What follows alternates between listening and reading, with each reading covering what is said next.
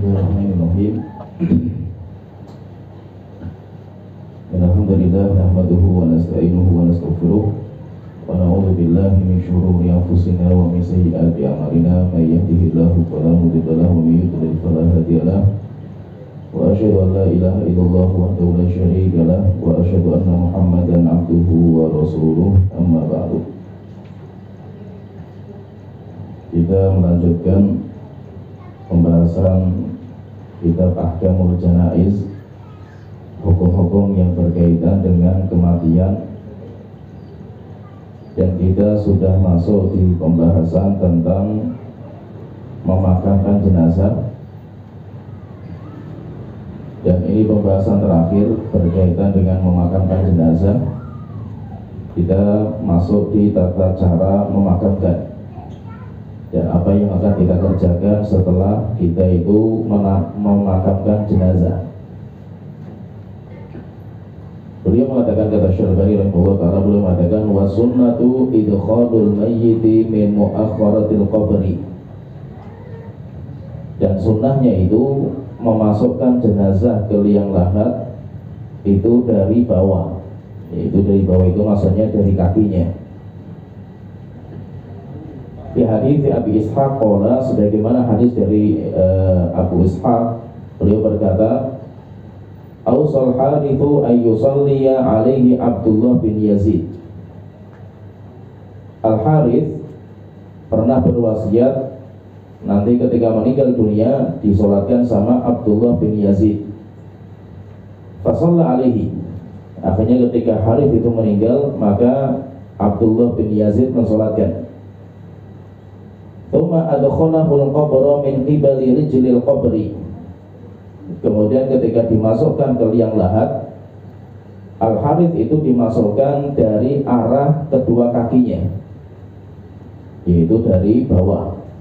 Maka setelah itu beliau mengatakan, yang memasukkan mengatakan, yaitu kata Abdullah bin Yazid, beliau mengatakan hadza minas sunnah, dan ini termasuk sunnah, yaitu memasukkan seperti ini termasuk sunnah. Dan sebagian ulama mengatakan hadza huwal masyhur fima baina ahli Hijaz, dan praktek seperti itu, yaitu praktek memakamkan jenazah itu dari bawah, itu merupakan amal yang sudah masyhur dilakukan oleh penduduk Hijaz, yaitu Hijaz itu daerah Saudi Arabia dan sekitarnya itu Hijaz. Intinya bahwa memasukkan jenazah itu dengan apa? Yaitu apa dulu dimasukkan jenazah itu? Kalau beliau, kata Syarabani, beliau mengatakan memasukkan jenazah itu dari kaki, kemudian dimasukkan sampai ke semua. Tetapi kata beliau mengatakan tetap ini hukumnya sunnah jika memang tidak merepotkan. Tetapi kalau merepotkan, akhirnya yang mudah di kita itu seperti yang kita amalkan sekarang, yaitu langsung dimasukkan bareng-bareng, maka itu ya tidak ada masalah, hukumnya boleh. Karena kita bicara di sini hanya yang lebih utama. Itu pun masih diperdebatkan juga oleh para ulama, karena sebagian ulama mengingkari riwayatnya. Tetapi ada sebuah riwayat yang sahih juga dari Abdullah Muhammad bin Sirin. Beliau mengatakan kuntu ma'a Anasin fi janazatin. Beliau mengatakan kami pernah bersama Anas bin Malik pada pemakaman jenazah. Fa'amara bil mayyiti fasulla min qibali rijlil qabri. Akhirnya Anas bin Malik itu memerintahkan supaya dimasukkan jenazah itu dari sisi kaki kuburan, yaitu dari kakinya dulu. Dari kaki, setelah itu baru melebar sampai ke kepalanya. Jadi menunjukkan bahwa ininya itu sunnah, kita katakan sunnah walaupun praktek di kita nggak kita praktekkan di pemakaman kita, yaitu tidak ada masalah. Itu hanya sunnah saja. Kemudian masalah berikutnya beliau mengatakan wa yuj'alul mayyitu fi qabrihi ala jambihil yamin wa wajhuhu qibalatal qiblah. Kemudian bagaimana menaruh jenazah itu di dalam kuburan? maka menaruhnya itu mayit itu kayak ditidurkan berpangku kepada sisi yang kanan. Yaitu kayak kita tidur berpangku ke sisi yang kanan, wajahnya dihadapkan ke kiblat, waroksuhu warijlahu ila yaminil kiblati, yaitu kepalanya itu wajahnya dihadapkan ke kiblat dan badannya, demikian juga kepala, demikian juga kaki, semuanya dihadapkan ke kiblat. Setelah itu beliau mengatakan ala hadza jara amalu ahli Islam min ahdi Rasulillah sallallahu alaihi wasallam ila yaumin hadza. Dan itu sudah berlalu, yaitu sudah berjalan cara menguburkan seperti ini itu sejak zaman Rasulullah sallallahu alaihi wasallam sampai sekarang. Wa hakadha kullu maqbaratin ala dhahril ardi. Dan kita melihat kaum muslimin semua dikubur dengan cara seperti ini, yaitu ditaruh di dalam liang lahatnya, itu caranya seperti itu, tidak ditidurkan secara terlentak ya, seperti kebiasaan mungkin orang-orang selain Islam. Tetapi kalau orang muslim itu ditidurkannya itu berpangku kepada sisi yang kanan, kemudian wajahnya dihadapkan ke kiblat dan semua badannya.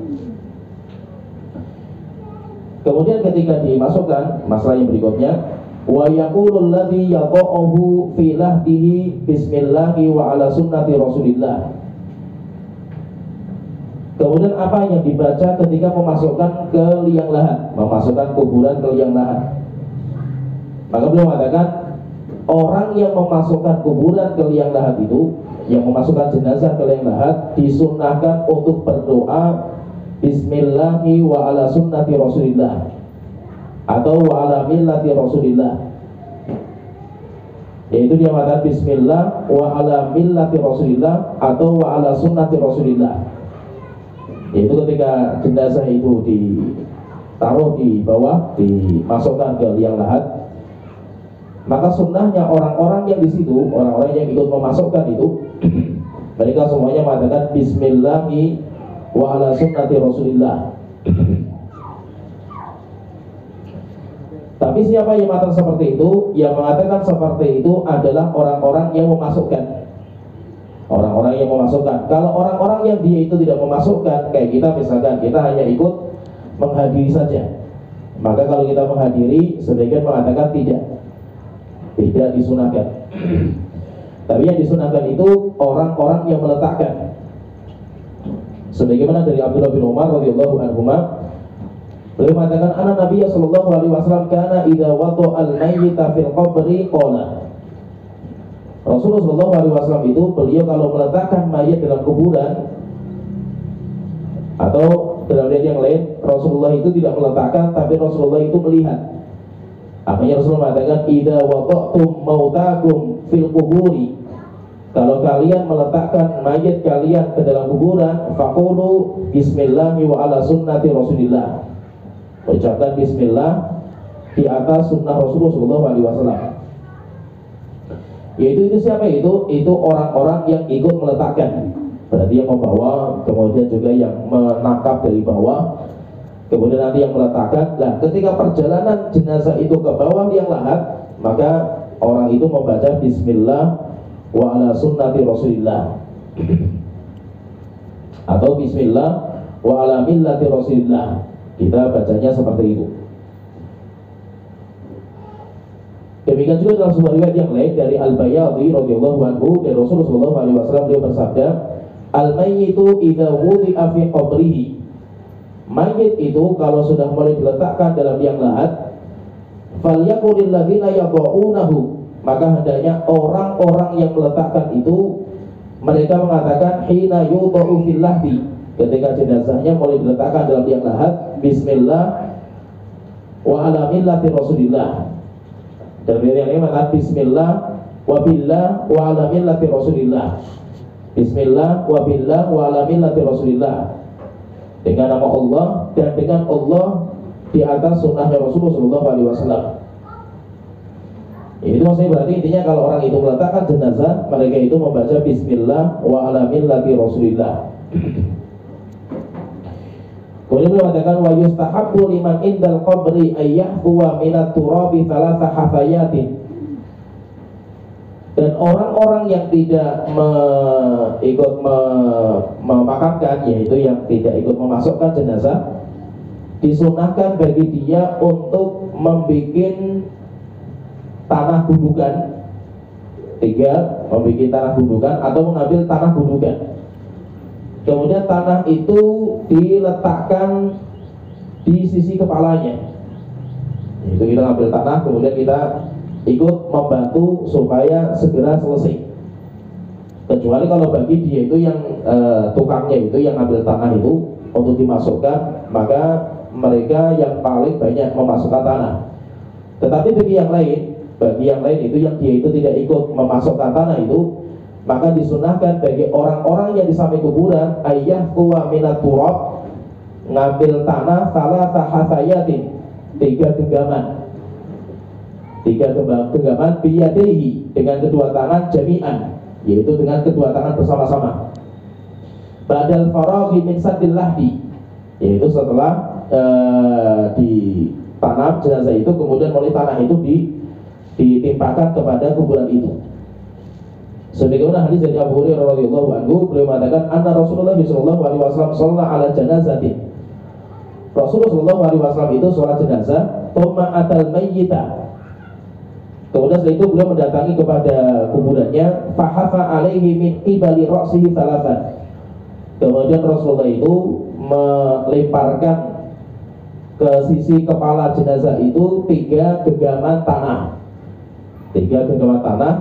Kalau tadi Syalbani mengatakan dengan kedua tangannya, yaitu dengan tangan kanan dan tangan kiri.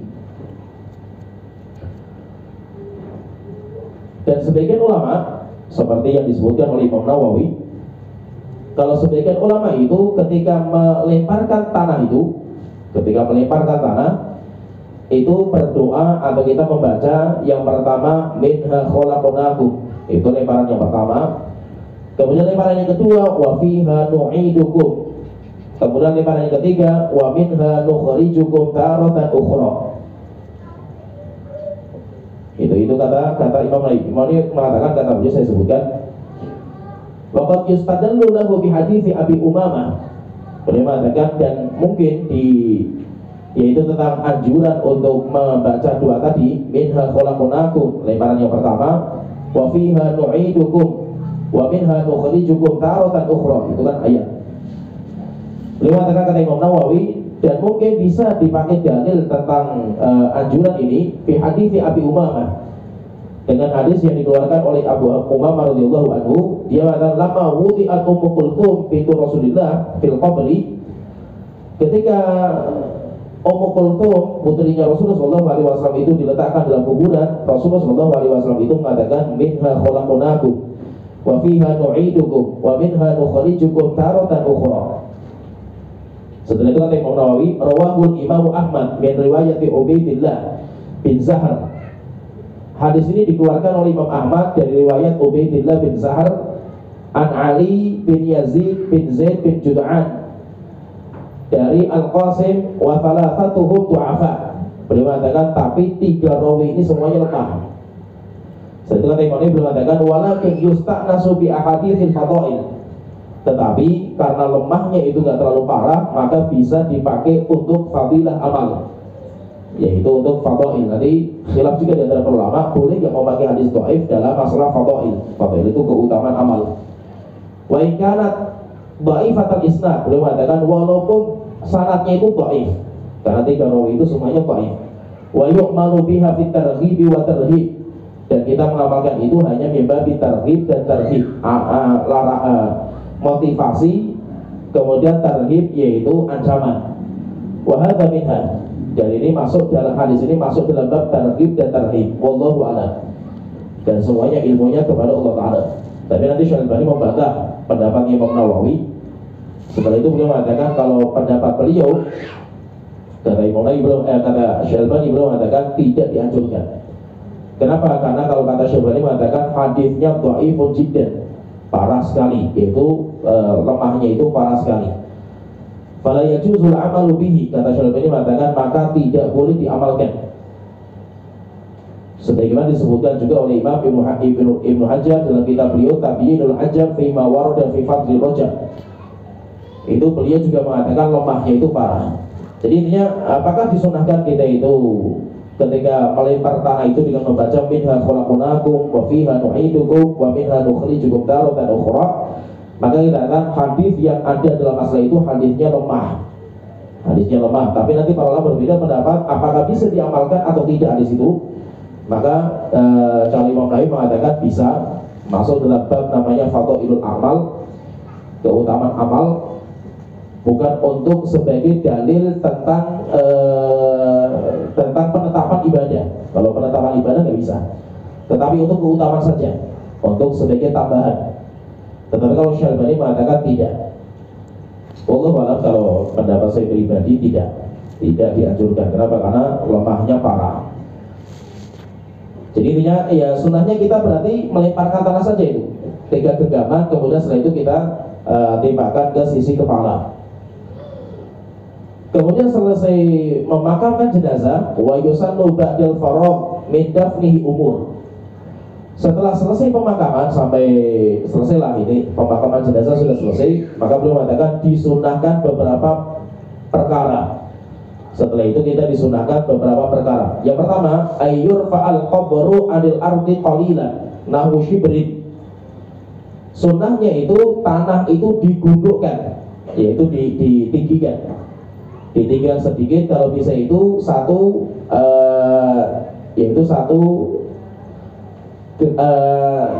genggaman tangan itu.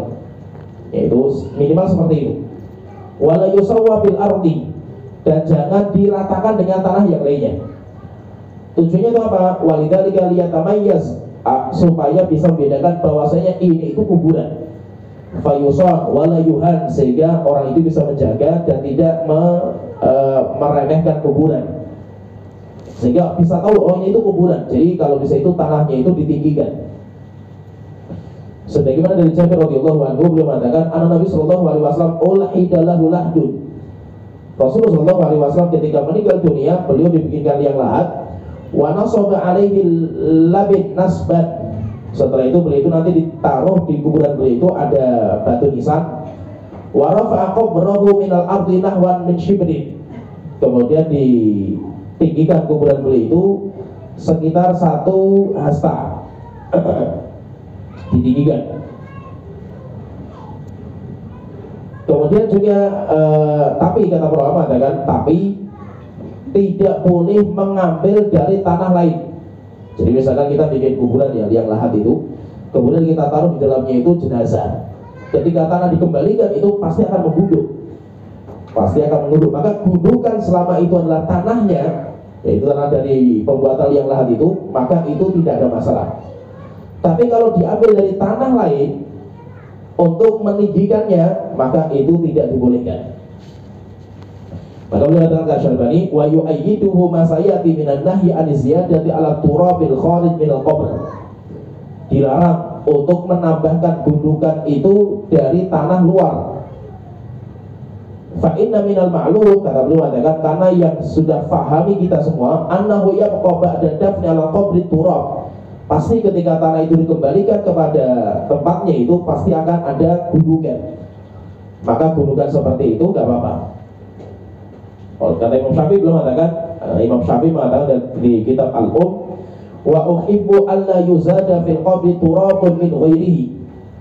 Saya lebih menyukai untuk tidak ditambahkan dari tanah luar. Li'annahu idza zida irtafa jiddan. Karena kalau ditambahkan dari tanah yang luar itu tinggi sekali nantinya. Wa innama uhibbu ayyushkhasa ala wajhil ardi shibran. Kalau keinginan yang lebih saya senangi itu tinggikan itu sedikit saja, yaitu sesuai dengan tanah yang ada.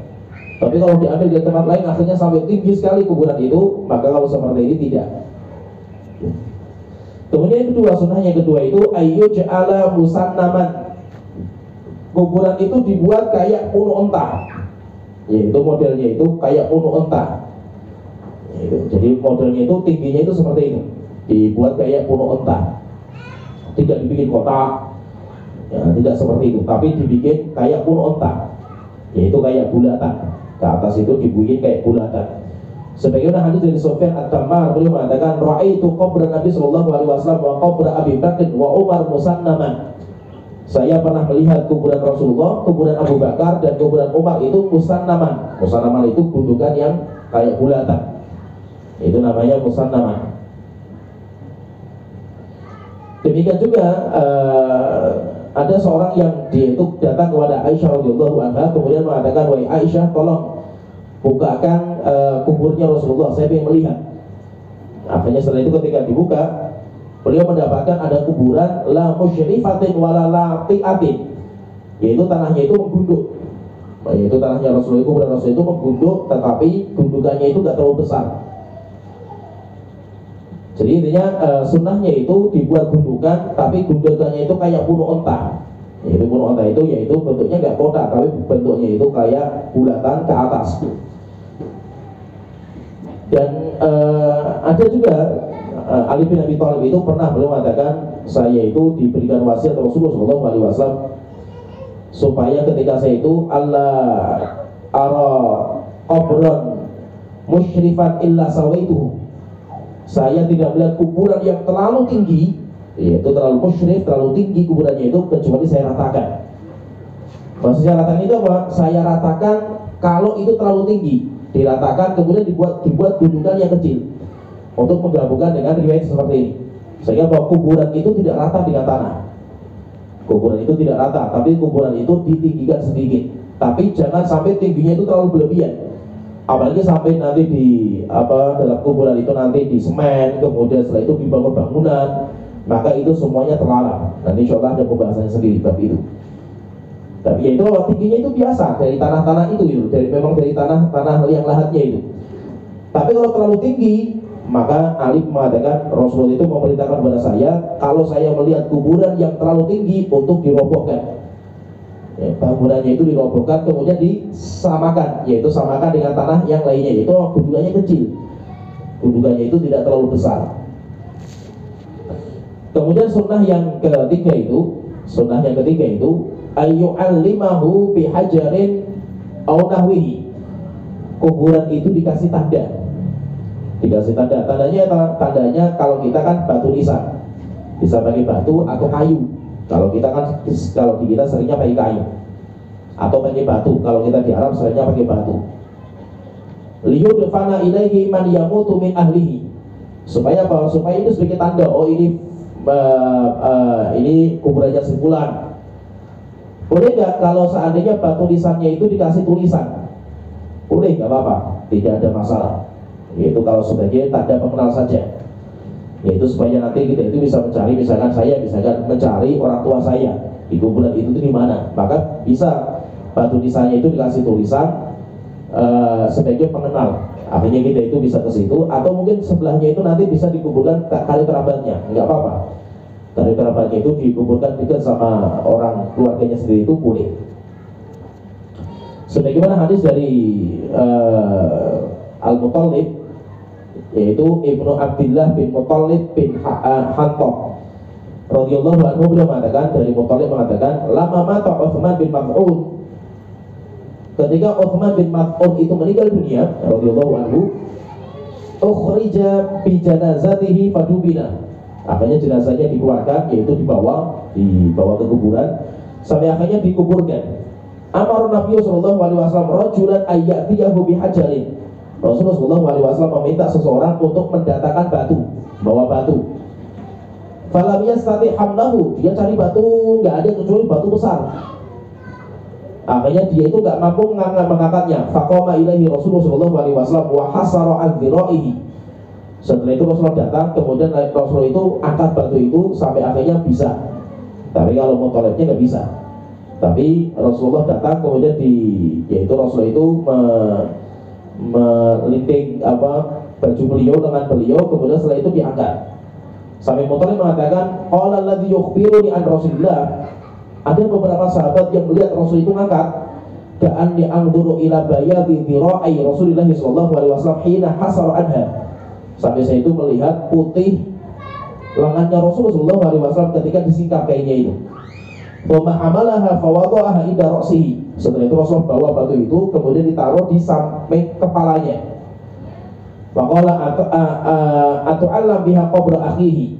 Yaitu saya kasih tanda ini sebagai tanda buat kamu, ini jenazah keluarga kamu, yaitu jenazah saudara kamu. Wa udfina ilaihi man mata min ahli. Akhirnya orang-orang yang meninggal dari keluarga kami kita kuburkan di sebelahnya, di sampingnya kuburan Utsman bin Mas'ud. Sampai akhirnya kata Abu Dawud, Imam Abu Dawud itu beliau membuat bab, mengatakan bab fi jam'il mauta fi qabrin wal qabru yu'allam. Yaitu boleh dikuburkan di dekat-dekat itu, nggak ada masalah itu. Kemudian kuburan itu dikasih tanda, yaitu dikasih tanda. Kemudian boleh kita itu misalkan nanti pesen, nanti kalau saya meninggal dunia saya kubur di sini, saya kuburkan di sini, boleh. Misalkan dalam kuburan umum itu ada kuburan keluarga kita kumpul jadi satu, boleh juga, nggak apa-apa, dengan cara dikasih tanda. Kemudian yang keempat, kata beliau mengatakan yang keempat, kemudian setelah itu sunnahnya itu, setelah itu kita itu mendoakan, sebanyak-banyaknya doa kepada si mayit. Dan kata beliau mengatakan, kata Syalbani, Allah yulaqqan al mayyit talqin al ma'ruf al yawm. Tetapi jangan ditalqin dengan talqin yang sering dikerjakan sama kaum muslimin. Kenapa? Karena memang hadis masalah talqin itu hadisnya tidak ada yang sahih, dan kita pun nggak pernah menghafalkan. Jadi kita pun mengatakan bahwasanya talqin mayit itu lemah, dalilnya itu lemah. Tetapi memang kita akui bahwa dalam masalah ini itu khilafiyah, karena banyak ulama yang juga berpendapat untuk mensunahkan. Tetapi kita katakan kalau pendapat kita pribadi tidak disunahkan karena hadisnya lemah, sehingga kita juga tidak mengamalkan. Terus apa yang kita kerjakan kalau kita itu selesai memakamkan? Bal yaqifu 'alal qabri wa yad'u lahu bitathbit. Kita itu berdiri sejenak, kemudian kita doakan. Doanya apa? Doanya untuk tasbih, supaya dikokohkan orang itu ketika ditanya malaikat Munkar dan Nakir. Wa yastaghfiru lahu, dan hendaknya berdoa untuk supaya diampuni dosanya. Dan kalau bisa itu wa ya'murul hadirina bidzalika. Kalau bisa itu malah kita perintahkan kaum muslimin yang hadir itu untuk sama seperti itu. Itu semuanya itu ikut mendoakan. Sebagaimana Rasulullah SAW dan Utsman bin Affan radhiyallahu anhu beliau mengatakan, karena Nabi sallallahu alaihi wasallam idza faragha min dafnil mayyit. Rasulullah sallallahu alaihi wasallam itu kalau selesai dari memakamkan jenazah, waqafa alaihi. Rasulullah itu berdiri sejenak di kuburan. Setelah itu Rasulullah mengatakan, istaghfiru li akhikum, mintalah pengampunan untuk saudara kalian ini. Wasalu lahu tathbit, dan doakan saudara kamu itu supaya dikokohkan. Fa innahu ana yus'al, karena dia itu sekarang ditanya. Dia sekarang itu akan ditanya. Nah, jadi apa? Kita itu kalau bisa duduk di situ berdoa. Terus berdoanya itu menghadap kemana itu? Sunnahnya itu berdoanya itu menghadap kiblat. Maka kalau bisa itu berdoanya di mana? Menjadikan kuburan itu di depan kita. Maksudnya kalau kita itu pergi ke timurnya kuburan, kemudian kita menghadap kuburan dan kita itu mendoakan dengan mengarahkan ke kiblat, yaitu kita mengarah ke kuburan sekarang kiblat. Kenapa? Karena kita di timurnya. Kalau kita di baratnya kan ya, kita kalau menghadap kiblat kita membelakangi kuburan. Kalau kita itu menghadap kuburan kita membelakangi kiblat. Maka sunnahnya itu kita itu kalau berdoa itu menghadap ke kiblat. Kalau kita itu bisa ke timurnya kuburan sehingga kita menghadap dua-duanya, menghadap kuburan sekalian menghadap kiblat, maka itu lebih utama. Kalau tidak bisa, maka sebagian ulama mengatakan tetap menghadapnya itu kiblat. Sunnahnya itu menghadap kiblat, bukan menghadap kuburannya. Nah, jadi intinya kita itu ketika sudah selesai memakamkan jenazah dianjurkan untuk berdoa sebanyak-banyaknya. Kalau Amr bin As itu beliau berwasiat kepada putranya, nah nanti kalau saya meninggal dunia, tolong saya temani dulu, duduk dulu, kamu itu temani saya. Kemudian tolong kamu itu doakan saya, doakan terus, tapi jangan pulang sampai seperti ibaratnya itu waktunya itu kayak kamu itu nyembelih onta, kemudian kamu bagi-bagi, kemudian dimasak, kemudian dimakan.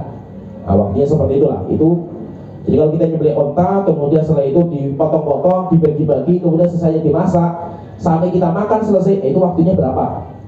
Ya, kalau kita seperti 1 jam lah, sekitar 1 jam ya. Itu duduk di situ, kemudian kita berdoa sebanyak-banyaknya. Itu wasiatnya Amr bin As kepada putranya, kepada Abdullah. Jadi intinya kalau kita itu bisa, kalau kita itu selesai memakamkan jenazah, kita itu berdoa. Berdoanya kemana?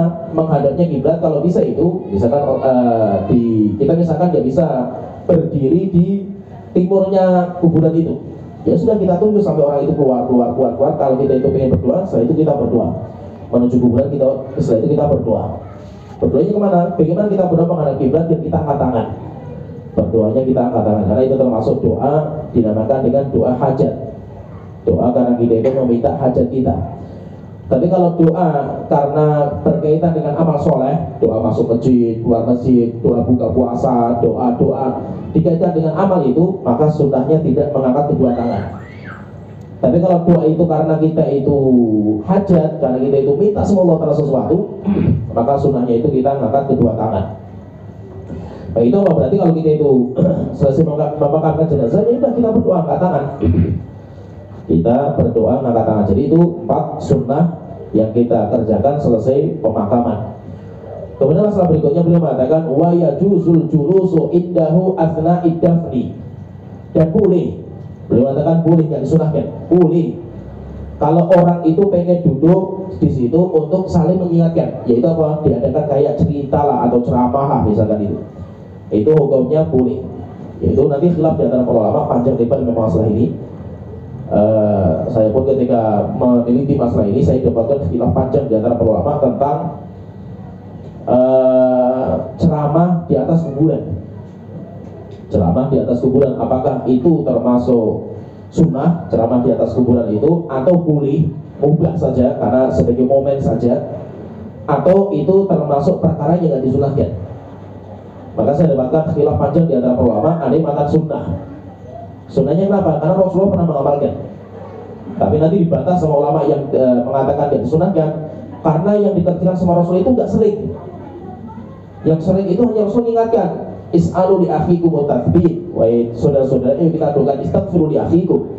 Mintakan pengampunan untuk saudara kalian dan mintakan supaya dikokohkan hatinya dalam menjawab pertanyaan malaikat. Itu saja.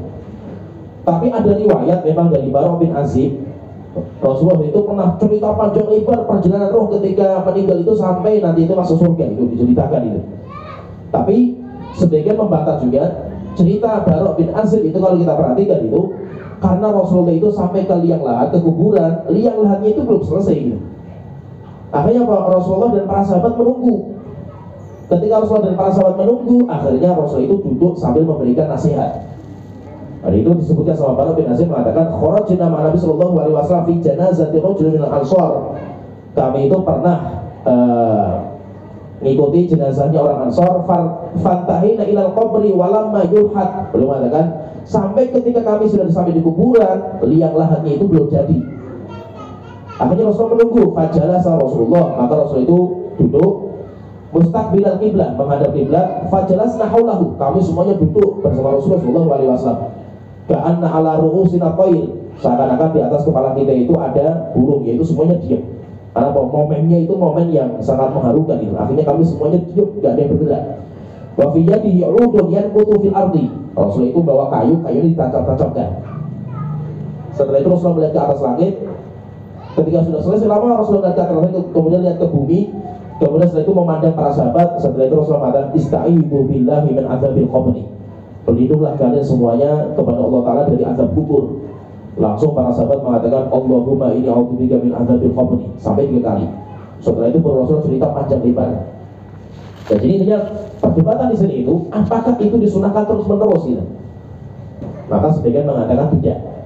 Kenapa? Karena ini momen, kalau kita lihat riwayatnya itu cuma sekali saja momennya itu. Dan itu pun momen kenapa? Karena kuburan itu belum selesai. Kuburan belum selesai. Kalau sudah selesai, Rasul itu hanya memerintahkan untuk mendoakan. Itu saja itu. Oleh itu ada yang mengatakan sunnah, ada yang mengatakan boleh, ada yang mengatakan tidak. Wallahu a'lam, kalau saya pendapat pribadi pun saya lebih condong kepada pendapat yang tidak disunahkan. Tapi kalau saya diminta, makanya sering saya itu lari kalau diminta itu saya serahkan ke ustadz yang lain. Kenapa? Karena kalau saya sendiri pendapatnya tidak disunahkan. Walaupun saya menghormati pendapat yang akan sunnah itu dihormati, saya menghormati. Kalau saya diminta dan tidak mungkin mengelak karena mungkin nggak ada ustadz yang bisa, itu pun saya juga ceramah. Kenapa? Karena saya jadikan seperti momen saja lah kayak kita itu Ramadan, momen-momen orang berkumpul, akhirnya selesai sholat tarawih, kemudian kita khutbah misalnya atau ceramah, itu kan hanya momen saja itu. Tapi untuk mengatakan sunnah, kalau tidak ada khutbah itu nggak afdol, ini jadi masalah ini. Kalau seandainya ini kalau nggak diceramai nanti nggak mulia ini guys, nah ini jadi masalah. Kenapa? Karena menganggap itu kan sebuah keutamaan gitu. Padahal Rasulullah saja mengamalkan ceramah itu kan enggak terus menerus gitu. Itu cuma dalam momen tertentu saja. Tapi boleh nggak? Boleh, nggak apa-apa. Kalau memang mau diadakan momen itu untuk memberikan nasihat, boleh. Tapi intinya bukan itu. Intinya itu adalah mendoakan si mayit. Kenapa? Karena kita datang ke sana itu untuk mendoakan si mayit. Tapi kalau kita mau ceramah, memberikan nasihat kepada orang-orang yang datang, ya nggak apa-apa. Namanya momen gitu. Momen ketika orang itu hadir di situ. Tapi apa? Nasihat kematian itu bisa kapan saja. Nasihat kepada orang akan kematian itu bisa kapan. Khutbah Jumat saja bisa itu. Nggak harus ketika memakamkan itu harus ada ceramah kan itu. Nggak harus. Tapi kalau memang itu diambil momen itu ya nggak apa-apa. Kita mengatakan boleh, nggak apa-apa, silakan. Tapi kalau untuk mengatakan sunnah, kita berat. Oleh itu Syalbani mengatakan dia juzu, boleh. Tapi Syalbani tidak mengatakan sunnah. Kenapa? Karena perkara-perkara yang kita sampaikan tadi. Soalnya Syalbani mengatakan nanti kita, siapa yang pengen mendalami masalah itu silakan baca kitab-kitab para ulama, fatwa-fatwa mereka banyak sekali. Karena saya pernah mengumpulkan fatwa-fatwa masalah seperti itu, saya dapatkan memang banyak. Ada ulama yang mengatakan sunnah, dianjurkan untuk ceramah. Ada yang mengatakan ya, tidak disunahkan. Dan yang lainnya banyak lah, khilaf itu banyak. Kemudian masalah yang berikutnya kan Syalbani mengatakan masalah yang berikutnya wa yajuzu ikhrajul mayyit minal qabri li gharadin shaqi. Boleh nggak kita itu kalau ada momen tertentu atau kejadian tertentu, akhirnya kita itu harus bongkar kuburan? Maka beliau mengatakan boleh membongkar kuburan dan jenazahnya dikeluarkan lagi jika memang ada tujuan yang dibolehkan, jika ada tujuan yang benar. Kama law dufina qabla ghuslihi, seperti misalkan orang dikuburkan padahal belum dimandikan, wa takfinihi atau belum dikafankan, wa nahwi dzalika atau yang lainnya. Li hadits Jabir bin Abdullah radhiyallahu anhu qala, sebagaimana dari Jabir bin Abdullah radhiyallahu anhu beliau bercerita, atau Rasulullah sallallahu alaihi wasallam qabra Abdullah bin Ubay ba'da ma udkhila hufratahu. Rasulullah sallallahu alaihi wasallam itu pernah datang kepada Abdullah bin Ubay bin Salul, gembongnya munafik, setelah Abdullah bin Ubay itu dimasukkan ke liang lahat. Ini sudah dimasukkan. Fa amara bihi fa ukhrija. Akhirnya Rasul perintahkan orang-orang untuk mengeluarkan jasadnya. Akhirnya dikeluarkan jasadnya. Fa wada'ahu ala rukbatihi. Setelah itu orang-orang itu meletakkan jasadnya Abdullah bin Ubay itu di pangkuan Rasulullah SAW. Wa nafatha alaihi min riqihi. Setelah itu Rasulullah itu meniup jasadnya Ubay itu dengan sedikit ada air liurnya beliau, air ludahnya beliau disemburkan.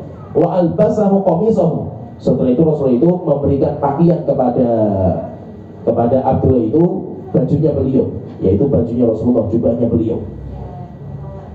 Wa shalla alaihi, kata Jabir dalam sebagian riwayat, kemudian Rasulullah itu mensolatkan. Wallahu a'lam. Wa kana kasa Abbasan qamisan. Demikian juga Rasulullah SAW pun pernah memberikan kepada Abbas itu pakaian, yaitu maksudnya itu apa? Setelah dikafani kemudian ditaruh baju itu di luar kafan. Kalau dari Jabir radhiyallahu anhu beliau mengatakan, lama mata Abdullah bin Ubay, ketika mati Abdullah bin Ubay, ata ibnuhu Nabi sallallahu alaihi wasallam. Putranya itu namanya Abdullah juga, dan putranya itu orang soleh. Bapaknya gembong munafik, tapi putranya itu sahabat sejati. Akhirnya putranya itu datang ke Rasulullah, maka ya Rasulullah, innaka illam ta'tihi lam nazal mu'ayyad bihadza. Rasulullah, tolong datangilah kuburan bapak saya. Kalau seandainya engkau tidak mendatangi kuburan bapak saya, maka kami, keluarga kami itu akan dicaci maki nanti terus sama kaum muslimin gitu. Itu apa? Saya pun tidak setuju dengan bapak saya itu karena gembong munafik. Tapi masa itu tolong wahai Rasulullah datang ke kuburan bapak saya supaya selesailah kajian kaum muslimin kepada keluarga kita. Fa'atahu Nabi sallallahu alaihi wasallam. Maka Rasulullah itu datang. Fawajadahu qad udkhila fi hufratihi. Rasul ketika datang, rupanya kuburannya itu jenazahnya sudah ditaruh di dalam kuburan.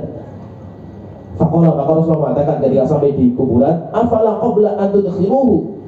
Kenapa sebelum dimasukkan itu kalian itu datang ke saya dulu ya? Yaitu ini saya datang sudah ditaruh dalam kuburan. Fa ukhrija min hufratihi. Akhirnya jasadnya itu dikeluarkan dari kuburan. Fatafala alaihi min qarnihi ila qadamihi. Akhirnya Rasul itu meniup dengan tiupan beliau dari kepala sampai ke kaki. Wa albasahu qamisahu. Kemudian setelah itu dipakaikan dengan bajunya beliau. Setelah itu nanti ceritanya itu kan Rasul ingin mensolatkan, ditarik sama Umar. Rasulullah, ini munafik ini. Ini munafik, kok sholat kepada orang munafik ini? Maka Rasulullah mengatakan, Umar, saya belum dilarang sholat kepada mereka, maka saya akan sholatkan. Akhirnya nanti Umar itu diskusi sama Rasulullah, mengatakan, ya Rasulullah, bukankah Allah sudah mengatakan intastaghfir lahum sab'ina marratan falayaghfirullahu lahum? Kalaupun kamu Muhammad mendoakan pengampunan kepada munafik 70 kali, tidak akan diterima. Maka Rasulullah mengatakan 70 kalau tidak diterima, saya akan tambah lagi. Saya akan tambah lagi. Kenapa? Sayangnya Rasulullah SAW kepada umatnya. Akhirnya Rasulullah itu sholat. Setelah itu diturunkan ayat larangan. Diturunkan ayat sebagai larangan. Dan kata Syalbani itu ketika membicarakan ayat itu beliau mengatakan, dan yang nampak itu anna hadza kana qabla nuzuli qoulihi ta'ala. Perbuatan Rasulullah tadi itu sebelum diturunkan ayat wala tusalli ala ahadin minhum mata abadan wala taqum ala qabrihi. Muhammad, kamu jangan mensolatkan salah satu dari mereka, yaitu orang munafik, ketika mereka mati di atas kemunafikan mereka. Wala taqum ala qabrihi, dan jangan sekali-kali kamu berdiri di atas kuburannya. Dan Rasul datang kuburannya, kemudian setelah itu Rasul mensolatkan lagi ini. Akhirnya Rasulullah setelah itu dilarang. Maka setelah itu Rasulullah tidak pernah mensolatkan orang munafik, dan Rasulullah tidak pernah menghadiri jenazahnya orang munafik setelah itu. Setelah kejadian dari Abdullah bin Ubay bin Salul itu. Maksudnya kita pembahasan yang kita bahas ini maksudnya boleh ketika jenazah itu sudah dikuburkan kemudian nanti dikeluarkan karena ada tujuan yang lain. Tujuan apa misalkan itu karena mungkin salah kuburan. Ada juga kejadian seperti itu. Yaitu karena kuburan itu ada dua mungkin di situ, datang kuburan tiba-tiba dimakamkan di situ. Rupanya salah kuburan, akhirnya mau dibongkar, kemudian dipindahkan. Yaitu tujuan-tujuan seperti itu nggak apa. Dibongkar itu tidak ada masalah. Atau mungkin belum dikafani atau belum dimandikan jenazah, maka tidak ada masalah, dibongkar kuburannya boleh. Kemudian masalah yang terakhir di pembahasan kita kali ini yang disebut sama Syalbani, beliau mengatakan wala yustahabbu lirrajuli ayyahfira qabrahu qabla an yamuta. Beliau membahas sedikit pembahasan kalau memang orang itu belum mati, boleh nggak dia itu sudah membikinkan kuburan itu sendiri. Itu dia misalkan dia masuk kuburan, setelah itu dia sudah bikin lubangan sendiri untuk dirinya sebelum dia itu mati. Maka beliau mengatakan tidak disunahkan.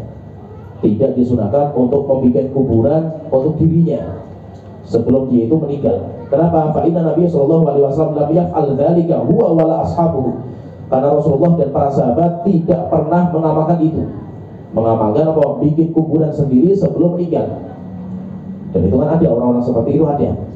Yaitu mungkin untuk mengingat kematian. Sampai ada cerita itu ketika dia itu nanti ya itu masa itu dia terlalu sibuk dengan dunia, akhirnya datangi kuburan dia sendiri gitu. Padahal dia itu belum meninggal dunia. Wal abdul la yadri aina yamutu. Syalbani mengatakan dan seseorang hamba itu nggak tahu dia itu meninggal di mana gitu. Di mana nanti dia akan meninggal. Wa idza kana maqsudur rajuli al-istidad lil mauti fa hadha yakunu min al-amali shalih. Tapi kalau memang tujuannya itu untuk mengingat kematian, tidak ada masalah, boleh, cuma tidak disunahkan. Tidak disunahkan untuk bikin kuburan untuk dirinya sendiri. Kata fil ikhtiyaratil ilmiyyah dari Syekhul Islam Ibnu Taimiyah rahimahullah taala, dan itu pilihan dari fatwanya Syekhul Islam Ibnu Taimiyah dalam masalah ini. Jadi alhamdulillah kita panjang lebar membahas tentang hukum yang berkaitan dengan pemakaman jenazah, masalah-masalah yang berkaitan dengan pemakaman, sampai akhirnya nanti kita sudah membahas tentang masalah bagaimana kita itu memakamkan jenazah. Kemudian nanti insya Allah di bab berikutnya nanti kita akan masuk ke pembahasan takziah. Takziah itu adalah datang ke keluarga setelah kematian. Itu sebenarnya takziah itu di situ. Kalau kita itu datang sebelum pemakaman jenazah itu sering dinamakan takziah, tapi sebenarnya bukan takziah. Takziah itu setelah kematian. Kita datang selama 3 hari itu untuk menghibur dia, membawakan makanan dan yang lain itu namanya takziah. Itu nanti insya Allah akan kita bahas pertemuan berikutnya. Nanti insya Allah masalah-masalah yang dilarang dalam masalah pemakaman jenazah, kemudian yang lain itu nanti akan disebutkan. Termasuk juga masalah menyemen kuburan itu semen, kemudian diaplikasi bangunan di atasnya. Itu semuanya dilarang. Di dalam agama kita nggak dibolehkan. Ya, so di sini pembahasan kita, alhamdulillah kita sudah selesai pembahasan panjang berkaitan dengan pemakaman jenazah. Sampai di sini waktu dakwah, alhamdulillah, Muhammad wa ala alihi wa sahbihi ajma'in.